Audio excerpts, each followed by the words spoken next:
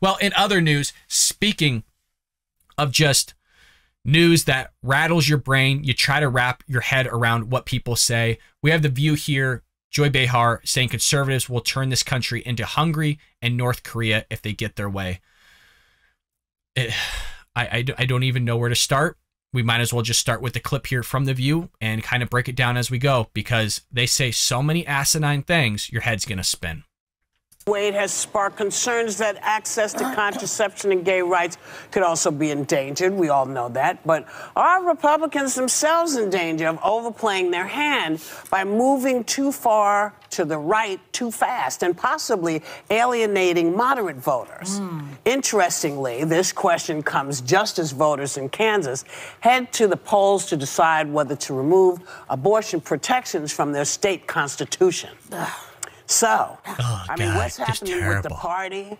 And, you know, for me, the shocker was them sort of not voting for rights for vets for health benefit. I mean, it's like, how do you say no to the people who have been keeping the country safe so that you can do your job over there in Washington? How is this working? Wounded veterans. They have just veterans in general. Victims. What the hell? Well, you know, they always say that the Democrats shoot themselves in the foot. But now it looks like the Republicans are doing that to themselves. I mean, they could be running on high inflation. They could be running on gas prices, which happen to be coming down. And none of this is Biden's fault, by the way, but it doesn't matter. Okay. Case in point, we're a minute 14 in and just the nonsense that's been spewed out. This idea of running on inflation, we are running on inflation. The idea of the economy, we are running on all these things that you say, and we're not shooting ourselves in the foot. I mean, this whole idea of what they're talking about in terms of the bill that's being proposed with the veterans is the Democrats have done some wonkery accounting stuff with this whole thing, where they basically, in a nutshell, did an accounting trick that the Congressional Budget Office said could add a minimum of $275 billion in unrelated spending over the next decade. So I love how this idea, it's all Republicans' fault. Whoopi Goldberg can't wrap her head around, oh my God, they're not supporting the veterans. Like, they always support the veterans. This is crazy. They're shooting themselves in the foot. We still want to support the vets. All Republicans want to support the vets. But when you're trying to throw in $275 billion of unrelated spending over the next decade, that's not okay. I think the Democrats forget, and politicians in general forget, that we're over $20 trillion in debt. But let's just keep throwing freaking more money.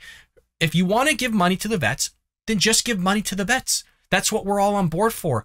But if you're throwing in all this money with a bill that's intended to provide $400 billion for vets who suffered from certain ranges of elements and exposure from Afghanistan and Iraq, but then at the same time, you're just going to throw, we might as well throw $275 billion of other stuff in it as well. No. That's not okay. But this is the type of stuff they're going to peddle and push from The View and lie and cherry pick on certain things without actually giving the audience and the viewers the details. We're not going to do that here on the Bald Brad Show. We're going to bring you the details. $400 billion of the vets, $275 billion going to unrelated expenses. Look, I'm sorry. If you want to support the vets, support them. We don't need $275 billion to be thrown in a package that should be just going to the vets in general. If you doesn't want to talk about it, let's go ahead and roll into other stuff that they say here. It could still convince a lot of people that it's the Democrats' fault. But instead of doing that, they're taking away benefits from wounded veterans. They're supposed to be pro-military. They're talking about abortion rights, which that ship is passed already. You know, that ship is... They're not taking away the benefits. No, they're not doing any of that. So let's not lie here, Joy. Let's not lie. It's over. People already decided that they want women to have free choice on this, and also on the gay rights. It's like enough already with the gay rights issue. And so what they do is they concentrate on the wrong thing. So what the hell is she talking about? What gay rights issue is she talking about? Help me here. Are we talking about the Don't Say Gay bill still? I'm confused on what she's talking about. There's like this conspiracy theory among Democrats that Clarence Thomas and like others want to go after marriage and gays and interracial stuff. It's just, it's so odd to me, the type of stuff they push. I don't have a clue what she's talking about in terms of these gay rights or whatever. Do whatever you want. Just stop trying to push this certain gender identity theory upon our children, like you see in Florida, which Ron DeSantis is trying to stop with them pushing and peddling this drag queen stuff upon innocent little children, having their you know what hanging out everywhere. wild. So let's continue. But maybe there's hope for the Democrats because of the stupidity of the Republicans. Well, in overplaying your hand. Oh yeah, put on the clap meter. Joy, Whoopi, You gotta be kidding. Look, she's all giddy. She's giddy over that statement. What? Like, you gotta be in some other realm and reality, which, quite frankly, we see a lot from the progressive left and Democrat Party in terms of what's really taking place around us. Folks, I say it all the time. She's giddy over the statement. You have an immigration crisis happening in the U.S.-Mexico border. Drug cartels coming through. Terrorists are coming through. Sex trafficking. Joe Biden's literally created a multi-billion-dollar business at the southern border for the drug cartel, for sex traffickers, for smugglers, for terrorists. And she's going to say the Republicans, honestly, really? You have a foreign policy issue. China's trying to blow our Speaker of the House out of the sky.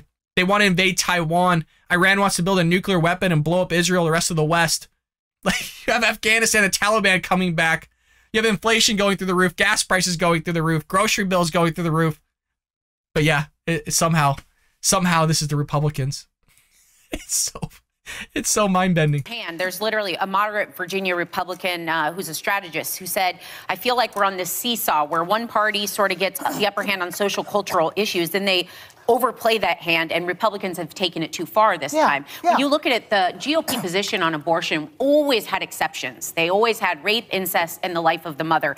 And now you've got 13 states that have ceased nearly all abortions. 8 of them have no exception for rape or incest. Now, that is not at all in line with their constituents, because 73% of Americans favor legal abortion if a woman's life or health were at risk. Did you see what she did there? She's talking about 73% of Americans, but she's correlating this to the Republican Party. So if you're talking about 73% of Americans, that's not talking about 73% of the Republican Party and their constituents. So this is what they do here on The View.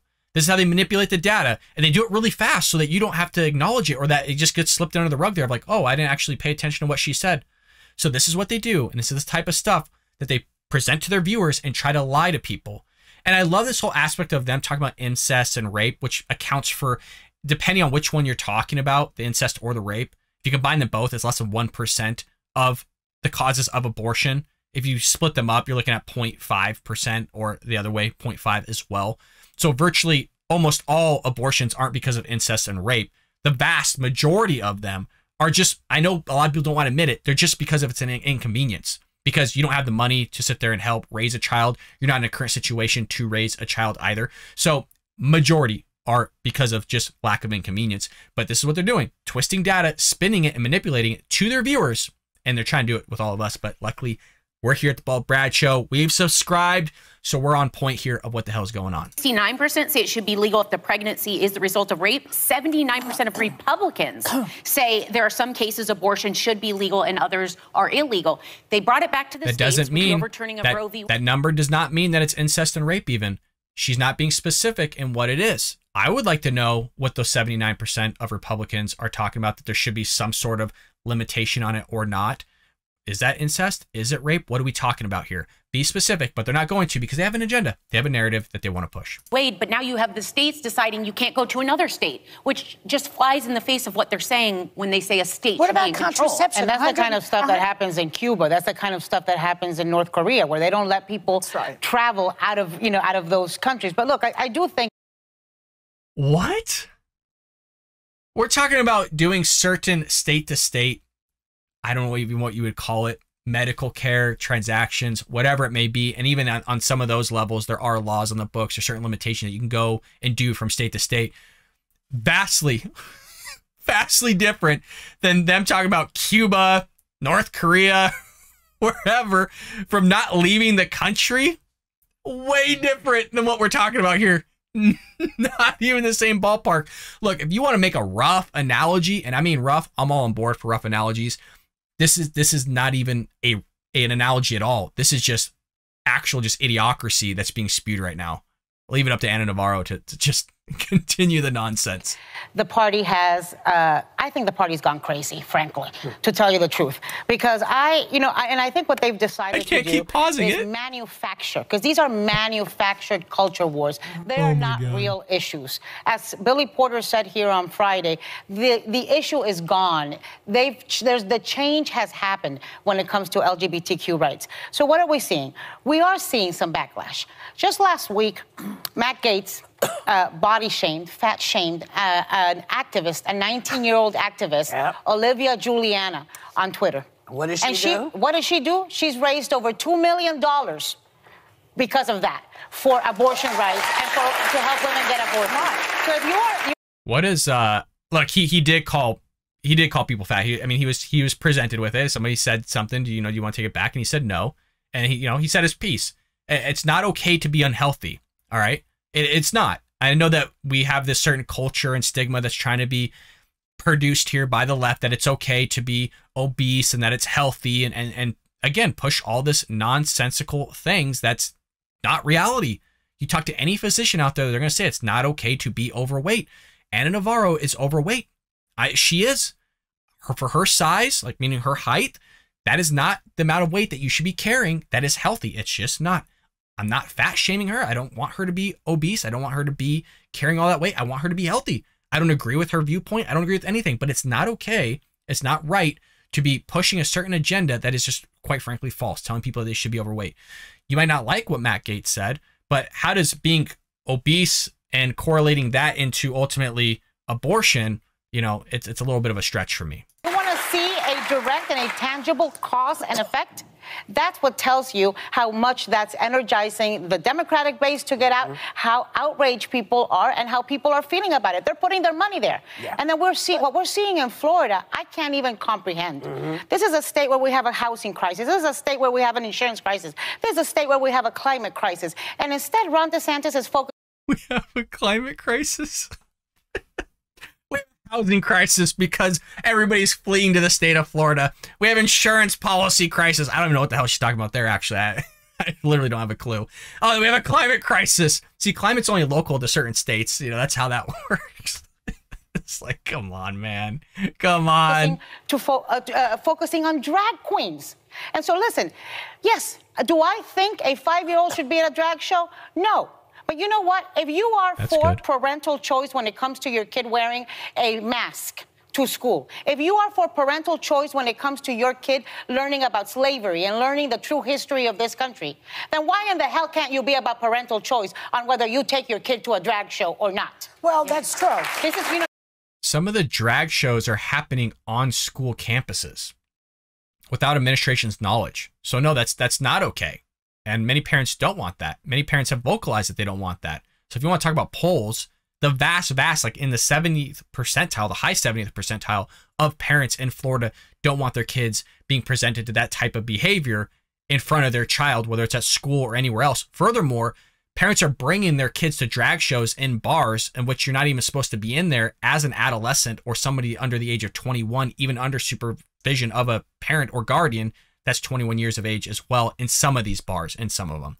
So this stuff that he's doing is what his constituents want, but I know the Democrat Party isn't beholden to their constituents. They're only beholden to the power that they want to put and regulate under the American people, or should I say over the American people. You're cherry-picking this.